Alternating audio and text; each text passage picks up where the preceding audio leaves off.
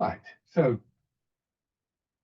as always, go nice and easy, regardless of whether you've done this before or not.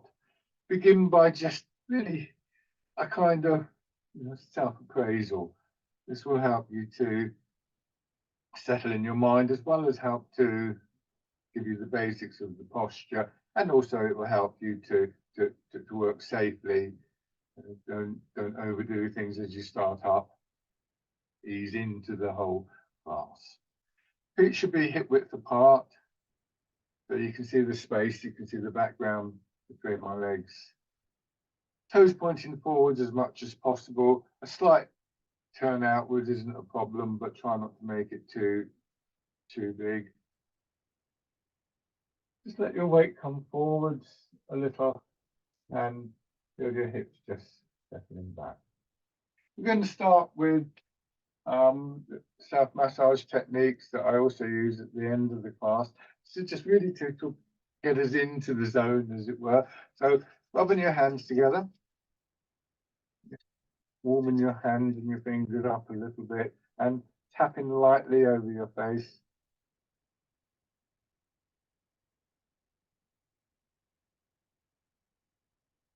And then over your head and neck.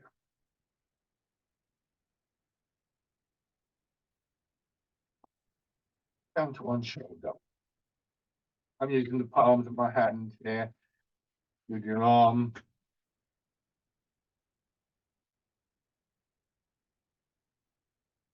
The other side.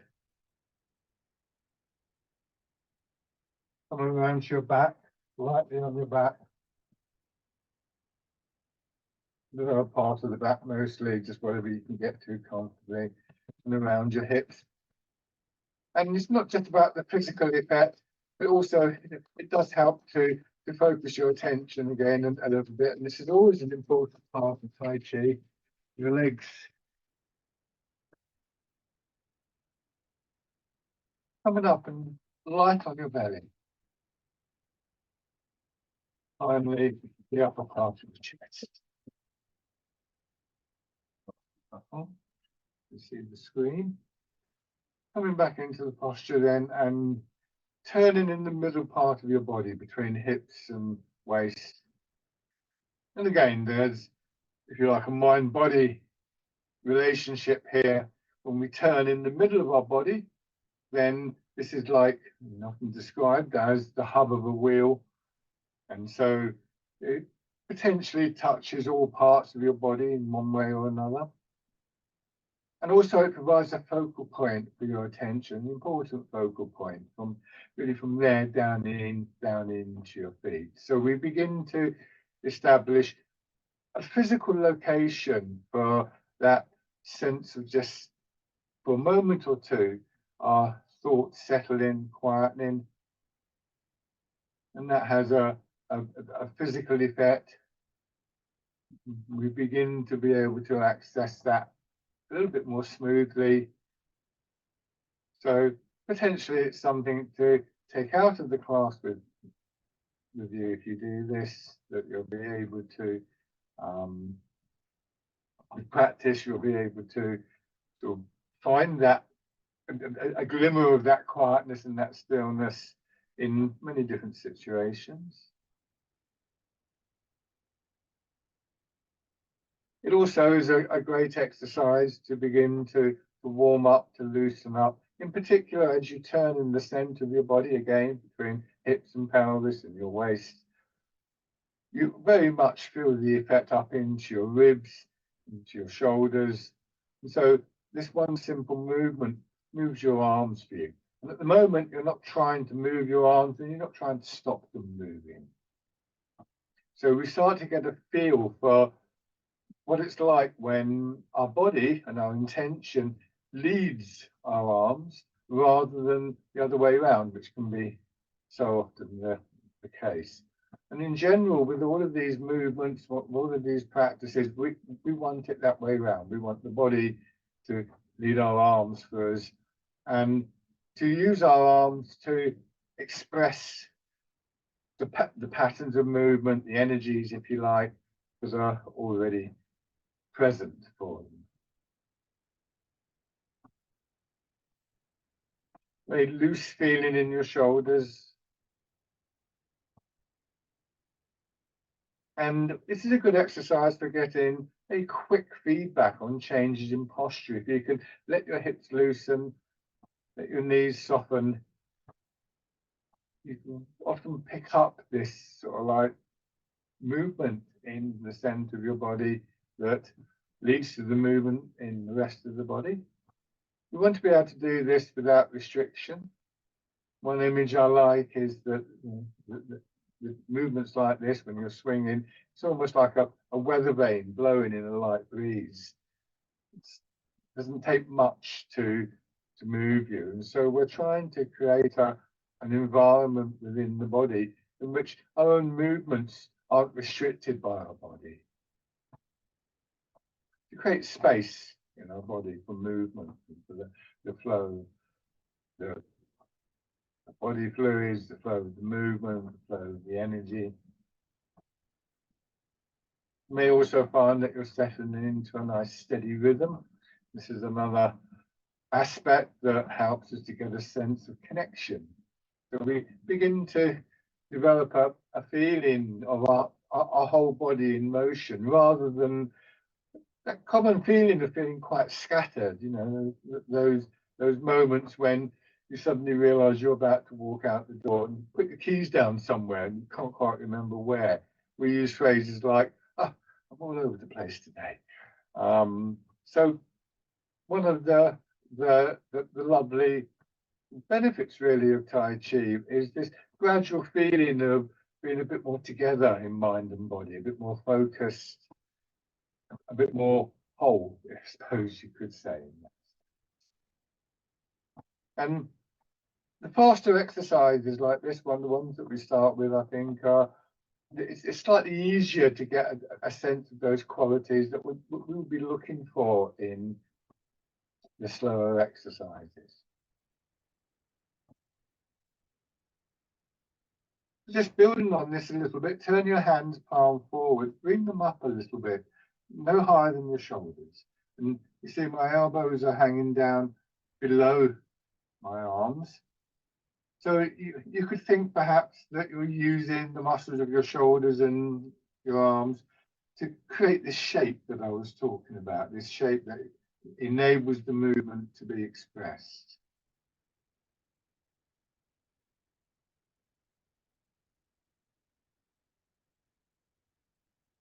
And then just drop your hands down. So as you stand here, just a little exercise to help us distinguish between this feeling of being very tight in parts of our body and the process of just releasing that. It's a process that it can be quite frustrating if we're not careful, because tension doesn't just go away, that tightness doesn't just dissipate. But if you start with your shoulders and deliberately, you know, put your shoulder blades in, so your shoulders going up, stiffen up, and then just slowly and carefully release. Do that a few times, very carefully, don't make it a sort of strong exercise. It's that feeling of releasing that we want to try and just maintain through the different exercises. When we meet tightness, when we meet blockage, thrown up by the different exercises. Now do the same thing across your hips, lower back and buttocks. Just gently pull in and release. Notice the effect on your knees. So I'm going to come a little bit closer, and when we often stand with our knees locked back like that. And in Tai Chi, we can take quite deep stances, but that's not the first thing we want to do. What we want to try and do is release, and you may notice as you release around the hips, there's a natural softening in your knees. And if that doesn't happen, it's very difficult to soften in the center of your body. You include the belly in that as well. You may also notice that as you do manage to release for a moment in that center, you get a similar feeling releasing in your shoulders. So we can begin to see that this key part of the body influences everywhere. And in particular, we get a sense of just dropping slightly. It's not a big drop that you can see a great deal. We will come to that. But it's that first sense of dropping down, of what we call rooting down in Tai Chi. And the physical root, the dropping of our center of gravity, is, I suppose, the first really important physical principle. We learn to align ourselves with the pull of gravity and to sink down. We learn to root down, to establish the root of the movement.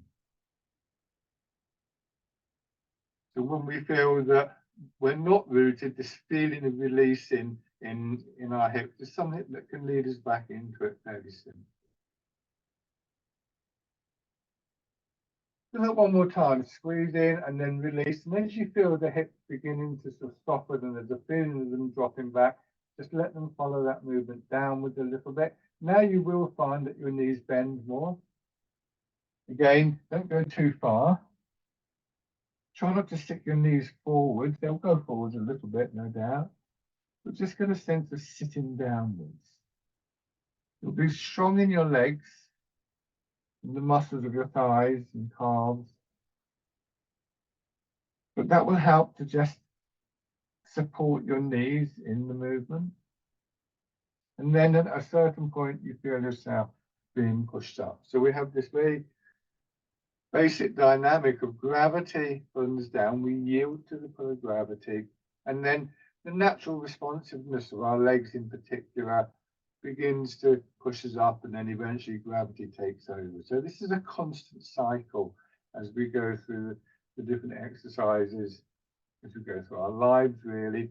And one of the things we want to do is to not get in the way of that, not get into a fight with the pull of gravity, but rather to yield to gravity, to allow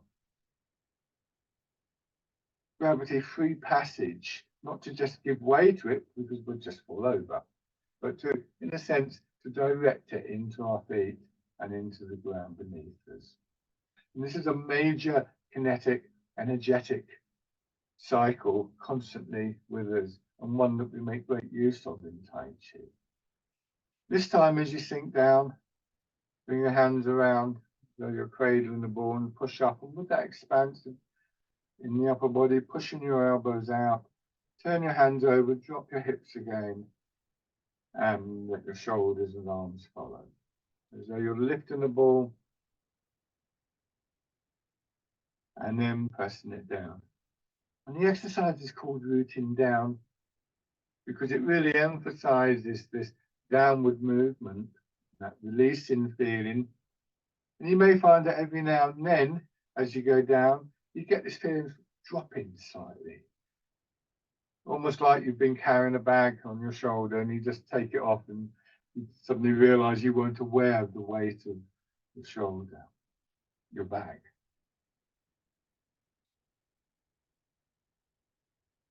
It won't happen every time. And try not to get the idea that any of these things are permanent. These are qualities that we're constantly looking to cultivate in Tai Chi. So rooting down. Breathing come nice and smoothly. You don't have to keep your particular breathing method or breathing pattern. Remember that rhythm in the movement will resonate into all parts of your body, given a chance. But we can apply different images of about holding the ball and pressing it down. Imagine doing this in water. You may find that your body responds to that by moving with a bit more flow. And with a bit less resistance, we naturally soften, release in joints like our shoulders, our fingers when we're in water. This is very much the style of movement in Tai Chi and Qigong.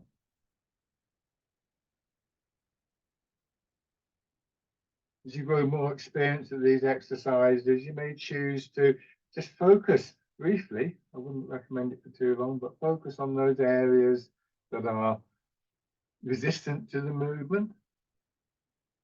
And again, we can use the memory of that releasing that we did at the start of the session to maybe stimulate that physically within the body. It doesn't always work. We may also need to think, for instance, about our posture, or sometimes we use stronger images. But it's really the first thing we should be looking to do when we encounter those barriers.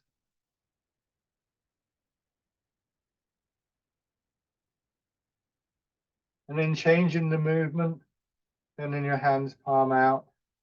This time, hands are drawn up and outwards. This is the wild goose. So again, there's a strong image here of a bird in flight that may convey a quality into the movement. Sometimes I imagine waving a feather up and down in the air. I think feathers are a good example of a structure that, when it meets the resistance of the air around us, yields to it, but doesn't just simply give way. And that slight sense of resistance, if you wave the feather up and down, again, very akin, I think, to Tai Chi. The wild goose. By no means will you find that every image works for you. So just make use of those images that are useful to you, that resonate for you.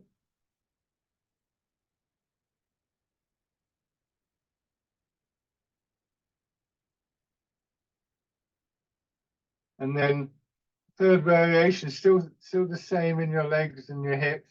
Slam your hands cross down, push up, elbows going out first, drawing your fingers around in a smooth circle.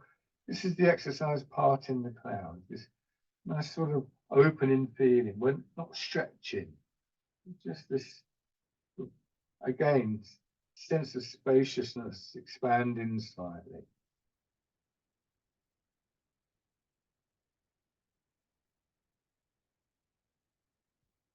And that rhythm has very basic qualities to it of extension, expansion, contraction. And it's generally on the contracting stages that we find that process of releasing, once again, is most effective.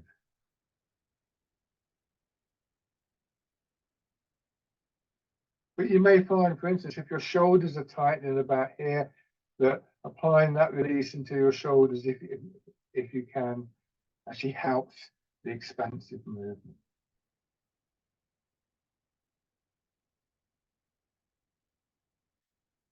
And we're going to change again. And this time, just focusing on one side of our body. And as you push up, elbow leads, drawing your fingers up, elbow drops, and then levering your hand up a little bit. Rotate your arm, wrapping your fingers around and pull down. This is called Dragon Plucks the Stars from the Sky. Transfer your attention to the other side without hurrying. The same thing, almost like imagine reaching up to pluck something like a plum off a tree, then squeeze hard. Just trying to see if you can feel that feeling of extension right up through the side of your body.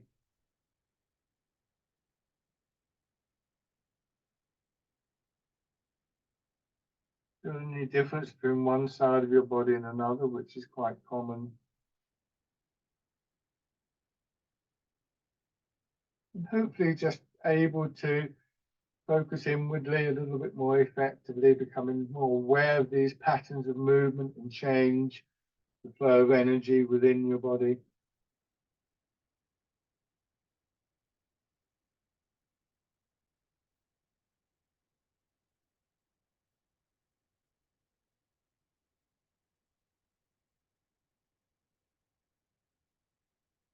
Do one more of these on each side.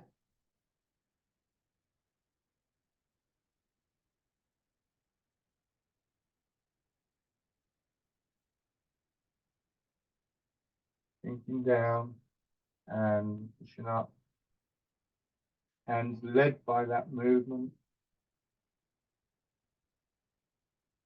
And now go down, but then come up a little bit to that first position where we started to release tightness around our hips. A slight feeling of overhanging in lower back, buttocks and hips. So still able to get a sense of gravity flowing down through our body, and still aware of the fact that our body is responding to that, even though we're not actually directly going up and down. Bring the hands to your sides, and now bring them around in front a little bit, pressing up just a little above your head, lengthening through your back, and then down. Just doing the first and the last of this little step to begin with, because we're now going to raise, drop our elbows, push out to the sides. You just alternate those movements for a few rounds, making sure you return to the area of your hips. Excuse me. Try and keep your hands a little bit in front of your body, and that will help you to get a sense for the change of pattern of movement in your back. Try not to tighten up in the front of your body. And it can feel almost like your back's being massaged, first of all lengthways and then sideways.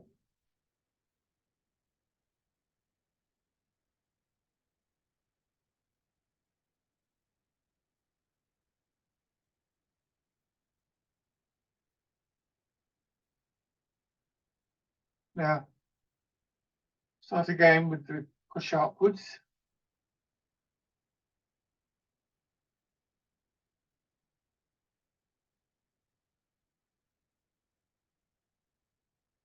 This time as you push out, once again, turning from your hips so that the angle of your body changes and the angle of the movement of your arms changes, and then back, take your time coming back. Same thing in the other direction. Try not to tighten in your back as you turn. So as awareness of the patterns of the movement is useful. And then pushing out to the sides. So this is called pushing in 4 directions. We have the rhythm of expansion and contraction. We have the center part of our body beginning to direct our arms.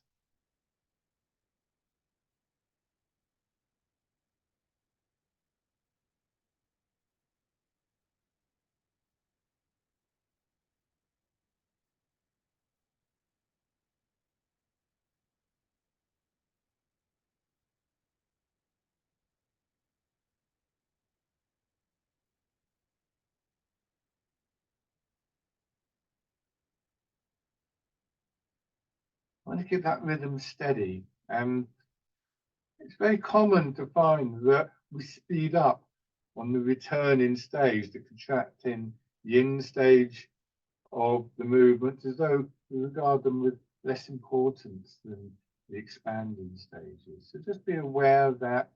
Don't strain to slow down. You won't be able to sustain that. But have an intention to move with this rhythm, an equal rhythm, and to not speed up.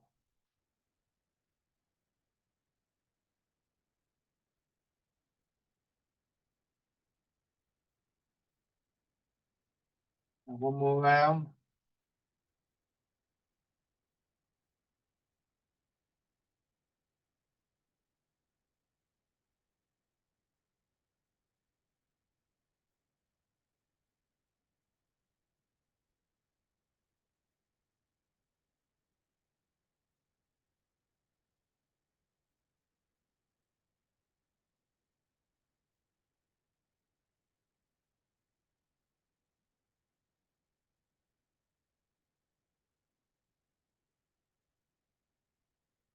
Again, your hands drop down, maintaining your posture.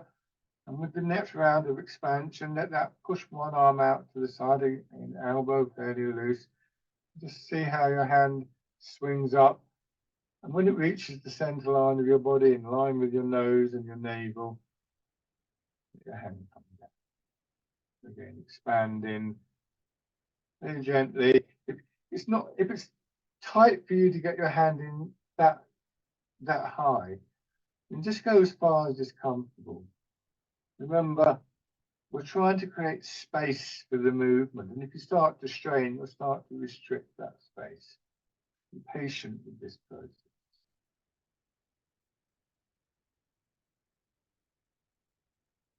And then in this position, turn gently if it's comfortable for you.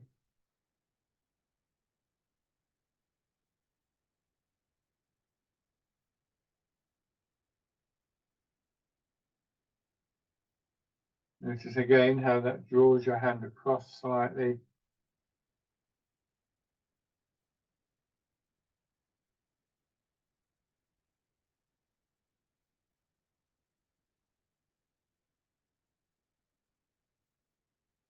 And then changing sides. Notice the difference again between one side and another.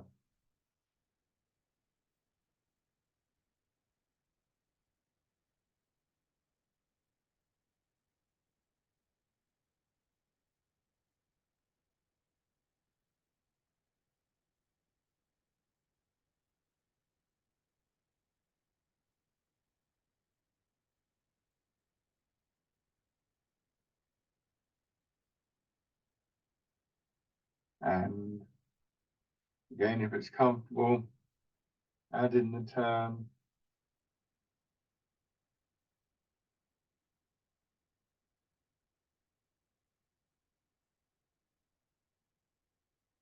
Just trying to be aware of patterns of movement, or third thing is the flow of energy associated with any particular movement.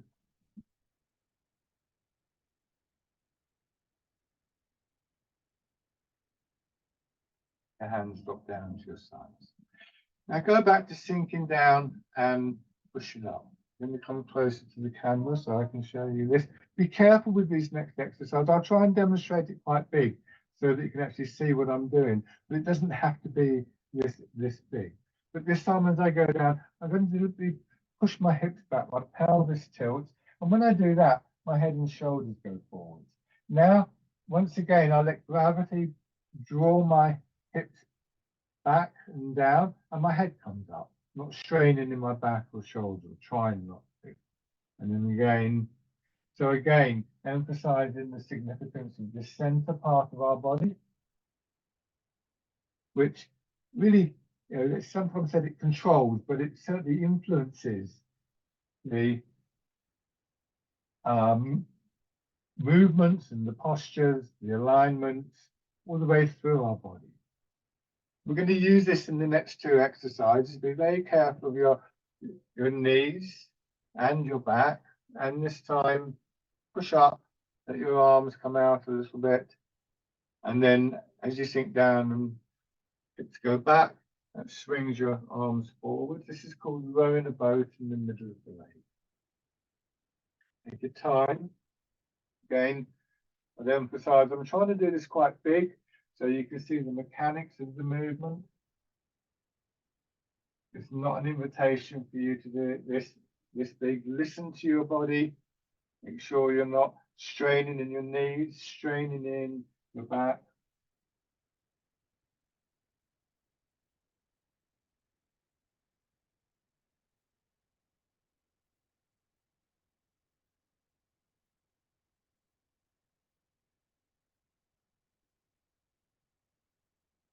Do one more of these.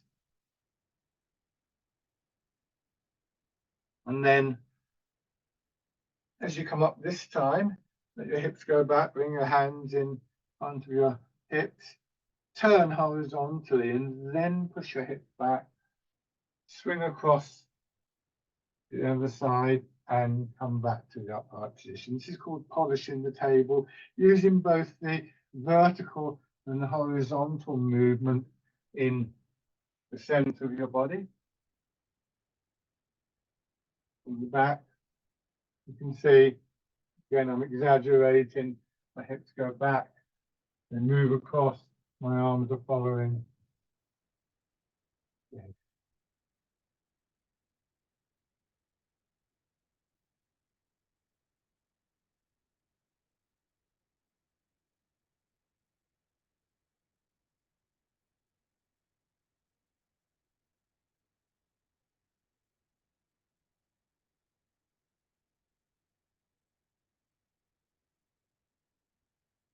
Do one more round of this.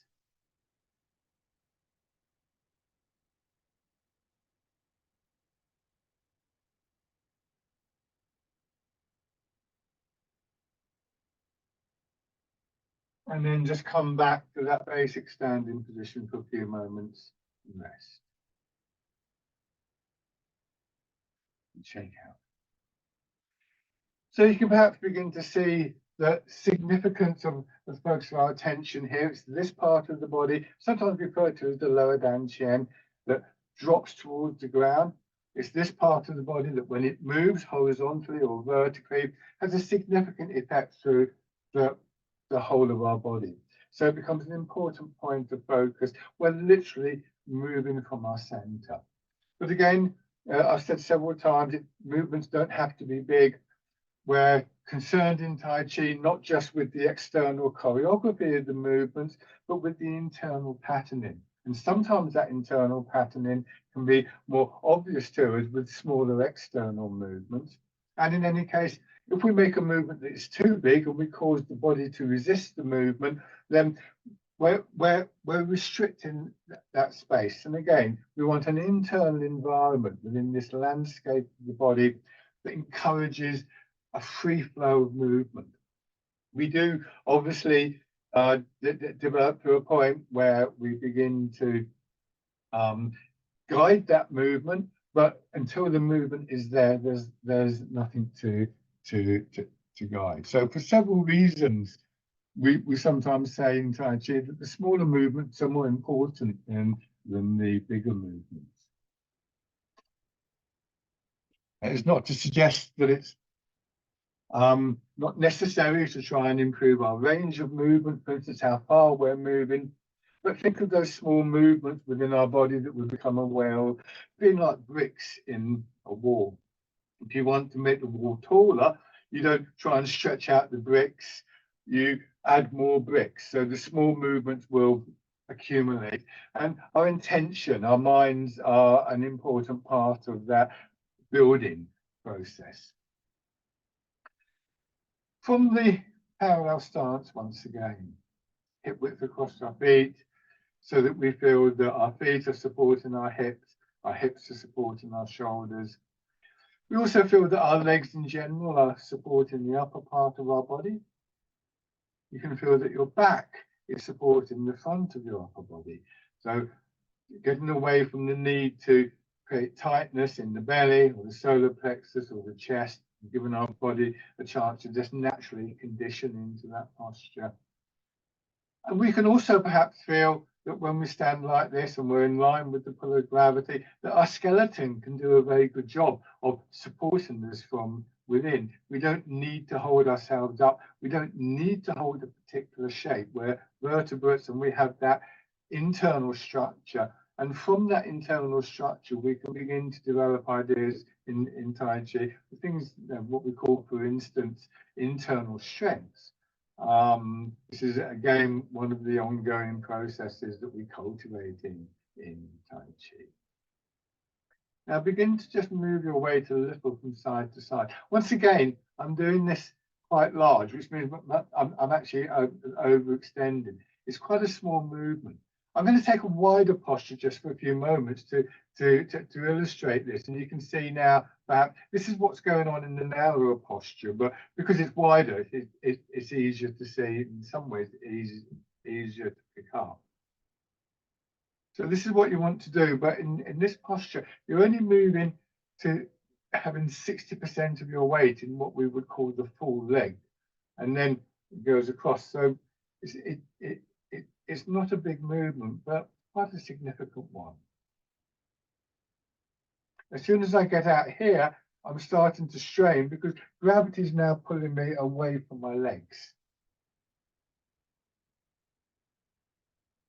Now, go into your left leg, so mirror my movements, and turn your body a little bit to the left, and you'll find more of the weight goes into that leg. Push across to the right and turn. So now you're getting a little bit more of your weight percentage-wise flowing down through each supporting leg. And remember, your body will absorb that movement and then push you back. So you could even have an idea that rather than just simply coming back, you're going to come to here and then wait until you feel the push up coming from the ground and let that move you. Direct that movement in your intention to the empty leg.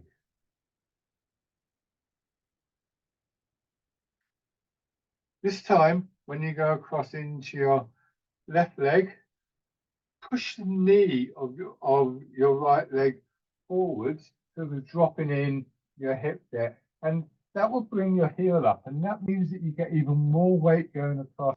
You may find that you can turn just a little bit further, put the heel down, feet can be slightly turned out now, and do the same thing on the other side. When you turn, don't lean. Turn. Remember that image of the weather vane. So you turn around the central pole. You could think of the skeleton, for instance, to start off with. Very lightly, turning in the space that's been made available, really through the releasing of your heel.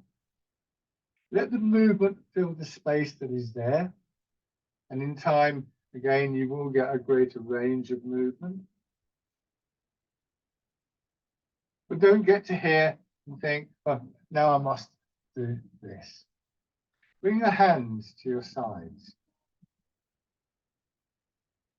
Palm up. And next time you go into your left leg, with a feeling almost like the earlier exercise, dragon plucking the stars, just raise your hands up and maybe just extend your arm a little bit. Come back to the middle, drop the hand down, bring your hand back to your hips, go to the other side, feel your hip and your shoulder, pushing your arms forwards, the expansion from the ground, pushing your hand up.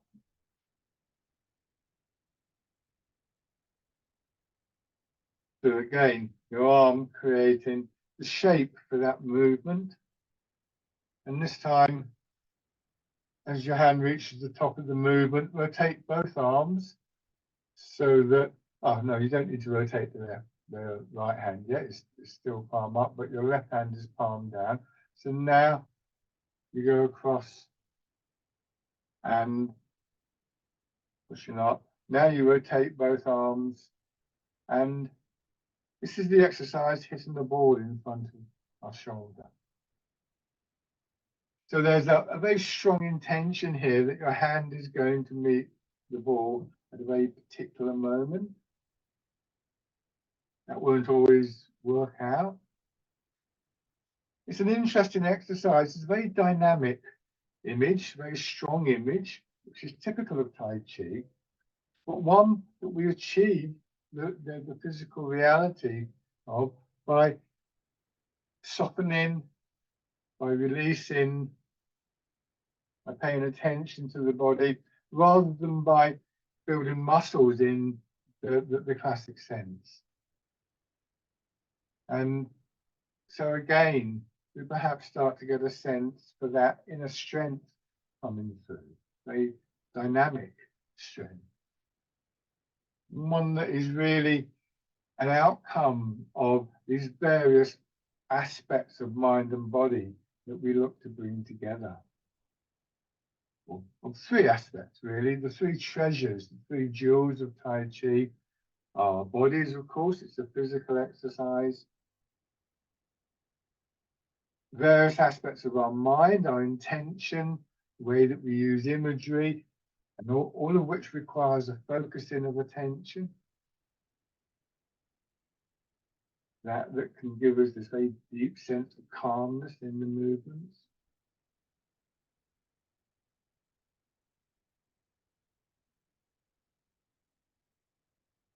And finally, the third of the treasures is the movement itself, the flow, the rhythm, the energy, however you care to label it and to experience it, as the sort of connecting factor. And when we start to bring those three factors together, we can think of them as being like the three legs of a tripod that you might rest a camera on. They support each other and are supported by each other take one leg away from the tripod and the whole structure will collapse. And this is perhaps a good way of understanding, in the context of Tai Chi, Qigong, what the term Qi can mean, rather than simply energy, but this sense of almost like it's a group now for those three treasures acting in harmony. And one of our key aims could be said to be to harmonize, to balance, if you like, the Qi. And so we want to get a balance between mind, body, and energy.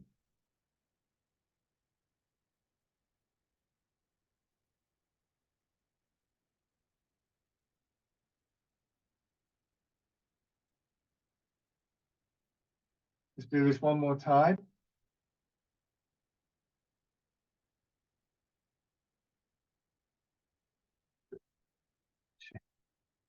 And from this basic posture, referred to sometimes as the Wu Qi posture, turn one foot out.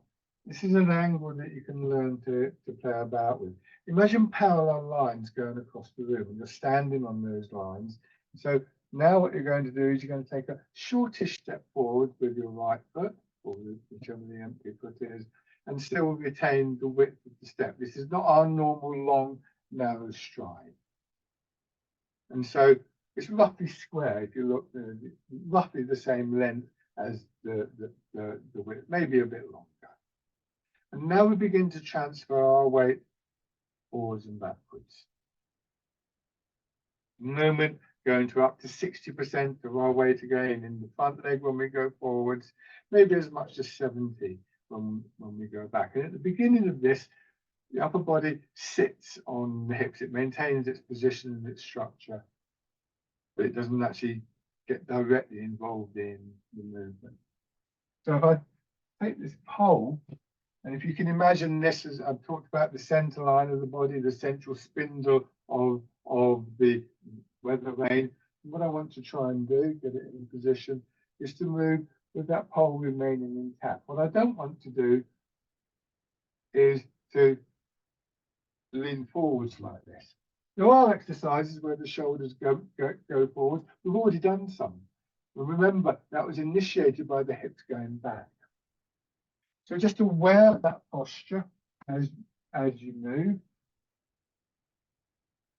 And I said earlier about this dynamic of yielding to the pull of gravity and the expansion upwards, the response of our body, the springing of our legs, and so on and so forth. Now we've added a third element, which is the transfer of the weight. There's many energies in our body. And again, I'm talking very much about the kinetic energy, but breathing is a form of energy. The energy that we get from the food that we eat. There are sort of electrical type energies, mechanical energies, and so on and so forth. And they're all significant, and they're all things that we work with. But the starting point for us is this, what I refer to as a kinetic energy. And again, remember, we want space for that flow. Movement, filling that space like water fills a hollow in the ground.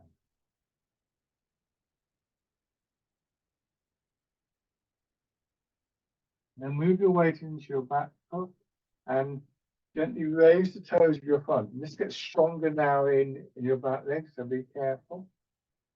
Again, you can turn the front foot slightly out to open your hip, go forwards. Again, push your back knee forwards, feel the drop through your back hip and more of your weight going in to your front.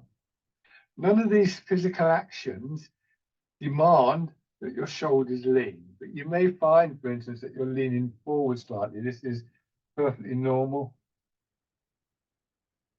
But again, just remind yourself that if that were required in this exercise, which it isn't, then actually we wouldn't lean the shoulders forward, we would push the hips back. So what I'm doing here now is this, hopefully keeping upright. If the exercise required an angle in forwards, I would get to here. I wouldn't just push my shoulders forward, I would put my hips back. But again, I'd emphasize we're not actually doing that. So we maintain this aligned and open structure in movement. That makes this one of the most important exercises that we do. And then from here, giving yourself time to settle into your back foot and draw your front foot in, push out to the original position, put your heel down, lower your toes, plant in the foot, and then go forwards. Doing the same thing, trying to keep your hips and your pelvis level, bring the foot in, push back and out to hip width, plant the foot down, putting the ball of the foot down first when you go back.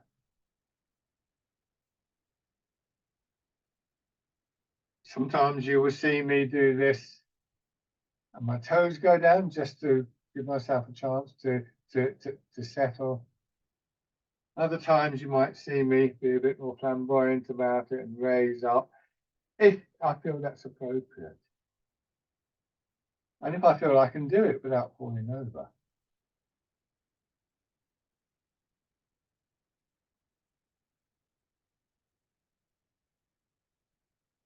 Okay, and then change sides. So turning your the other foot out, there's maybe your right foot, drop down and moving, giving yourself a chance to feel that push developing from the ground. So try not to think in terms of having to balance. If I was balancing, I would be doing this. When we align ourselves with the pull of gravity, when we're able to drop our center of gravity, when we're able to move, maintaining that alignment, what we begin to do is move with a sense of stability. And if we can maintain that stability, then we don't need to balance. So less need to sort of move around in your arms to tighten up, stop yourself falling over, and so on and so forth. So again, very significant exercise this. Once again, when you go into your back foot, raising your toes and your heel. When you go forwards here,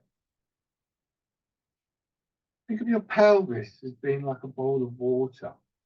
So it's a bowl of water, maybe I'm carrying across the room. What I don't want to do is to spill the water.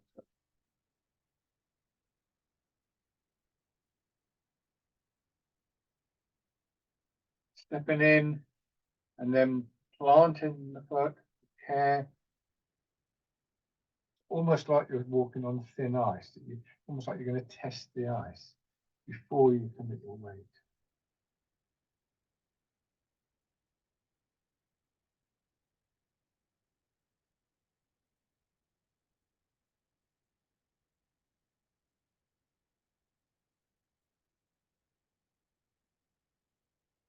And then just see if you can take a few steps through, either forwards or backwards.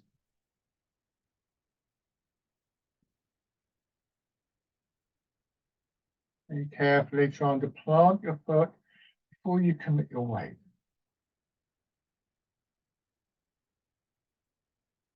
Just taking a few moments to reflect on this simple act of walking.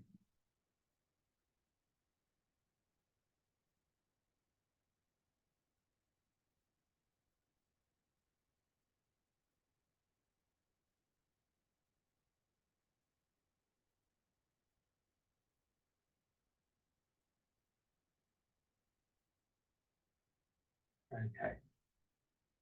Now, go back into this forward posture, what we call the bow stance. Do a couple of exercises from this. Start in your back foot, let your hands hang down, push forwards, and again, as though you're moving through water, letting your arms swing through a little bit, and then this is fisherman castanet. Again, maybe just aware of patterns of movement, of expansion and contraction, in your back and your sides, your shoulders and your belly, as your arms just swing through in a very smooth, shallow curve.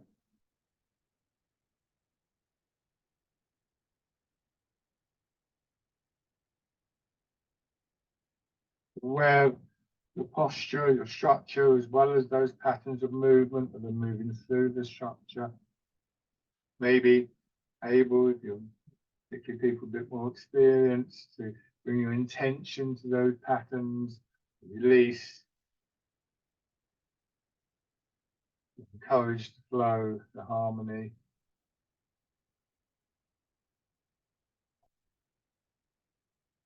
This time, as you go back, turn again in the center, same exercise, but now you're drawing your arms across your body.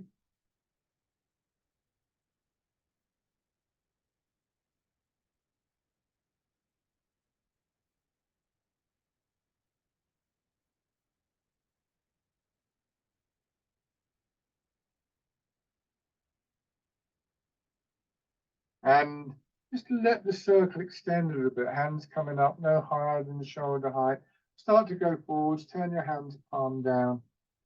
And as you go forwards and you turn a little bit more, bringing your hands across your hip, let them swing up and back. Notice that my hands don't go above shoulder height and don't extend too far from my shoulders. Making a kind of sideways figure of eight movement. Or some people like to think of this as the infinity sign used in physics and mathematics.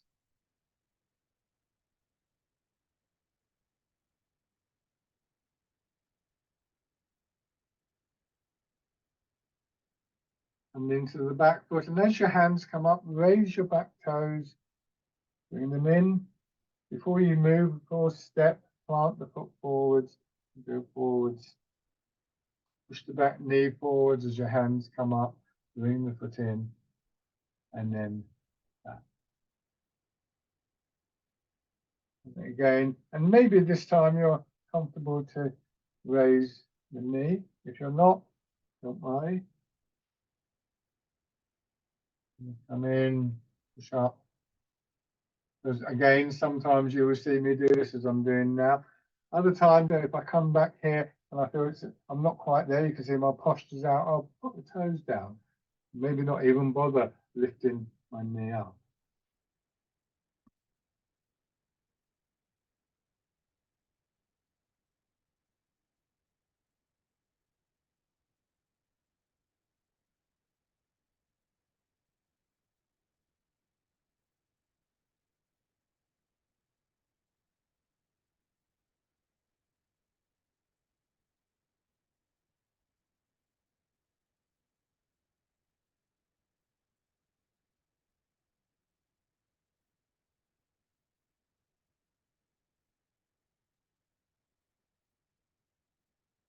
Now,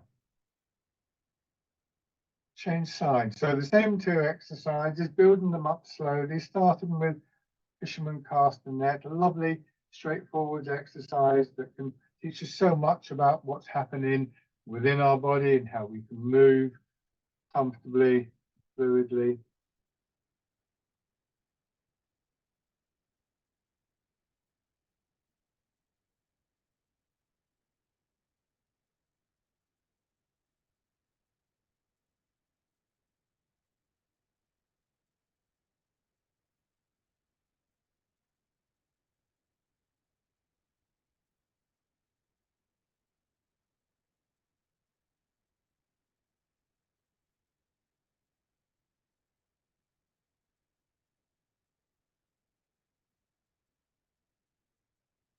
And then sideways, or rather turning, drawing your hands across your body.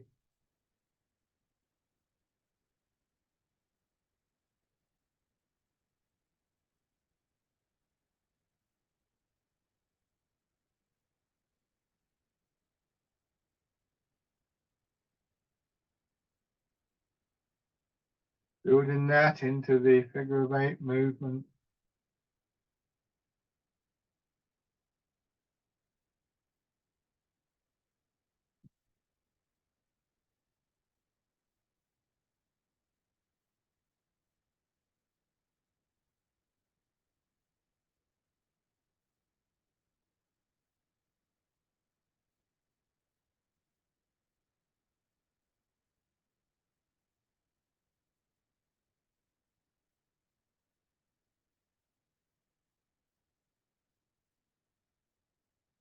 Turning the front foot out.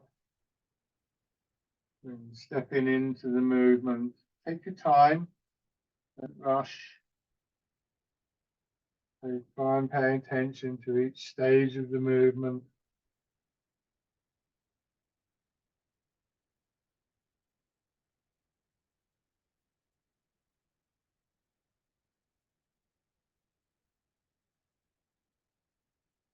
Maybe raising your knee.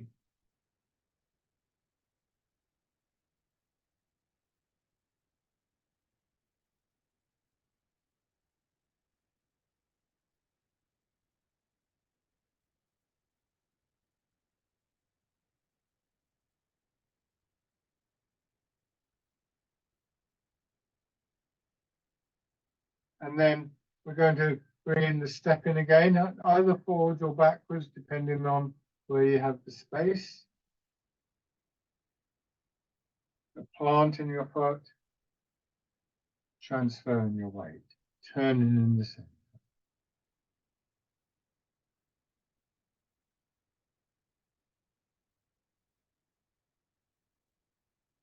I'm going to go one more forwards and come before I bump into the camera.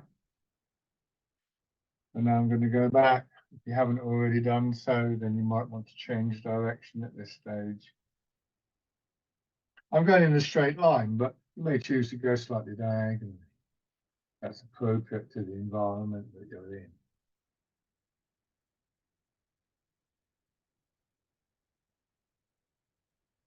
Whichever way you're doing this, do one more, moving your feet parallel and just letting your weight and your arms settle. Once again, just rubbing your hands together. And again, starting with your face.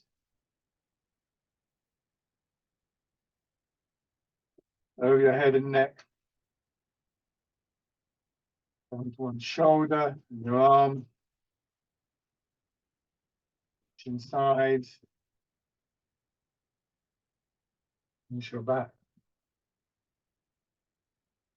And around your hips.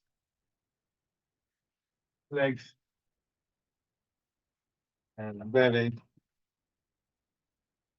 And the upper part of the chest. The last exercise is Embrace Tiger, Return to Mountain. It's an exercise that shows us how we come back to these qualities of stillness, calmness in the mind, of an aligned posture, a rooted, comfortable posture that allows for that space within the body for the flow of energy, because nobody keeps it the whole time. But what we can learn in Tai Chi is how to return to it. So sinking down, first of all, pushing up, maybe aware of the pull of gravity already on your arms and your hips. Bring your hands in, elbows beginning to drop slightly, and then more drawing your hands in again, the ball holding position, ball resting position, and sink down. It may be the image of coming back to the mountain, which represents, for me, symbolically, a lot of these qualities of stillness and spaciousness and strength. It may be something to do with your awareness of what's happening within your body mechanically, of the pull of gravity. But one way or another, we learn what it is that for us can help us to come back to this feeling of being very centered, being very rooted, being very calm. And that's, again, something to take out of the session with you. I think that is sort of a useful skill to carry with you.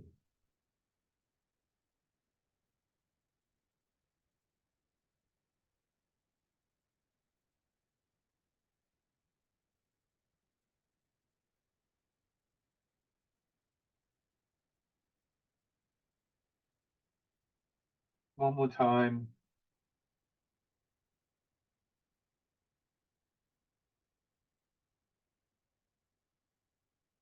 And stand for a moment. And if it's helpful, just take a couple of slow, gentle breaths.